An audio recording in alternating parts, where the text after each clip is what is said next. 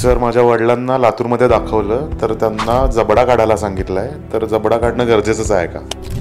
आता मी आपल्या पेशंटचे स्कॅन बघितलेले आहेत. जर सी टी स्कॅन बघितले ना तर सी टी स्कॅनमध्ये बोन इन्व्हॉल्ड नाही आहे. फक्त त्याच्यात काय म्हणलेलं आहे तर कॉर्टिकल इरोजन आहे आणि ती जखम बघितली तर साधारणतः वरचे वर आहे.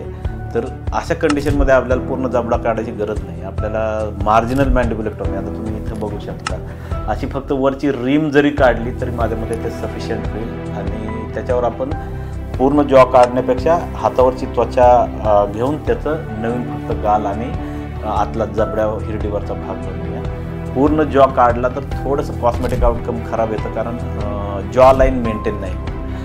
जर जबडा आहे तसं ठेवला तर खाणं पिणं पण आणि सगळ्यात महत्त्वाचं चावणं पण व्यवस्थित होतं आणि जे कॉस्मेटिक आउटकम आहे ते जॉ लाईनमुळे जास्त व्यवस्थित होतं. मला वाटत नाही आपल्याला जबडा काढायची गरज आहे, कारण बोन इन्व्हॉल्ड नाही आहे. तरीही ज्यावेळेस मी ऑपरेशन करतो ना त्यावेळेस मला जास्त समजतं. तुमची परमिशन आम्ही घेऊ दोन्ही करायची, मार्जिनल मॅन्डिब्युलेक्टॉमी किंवा सेगमेंटल, परंतु मोस्टली जबडा काढायची गरज नाही पडत.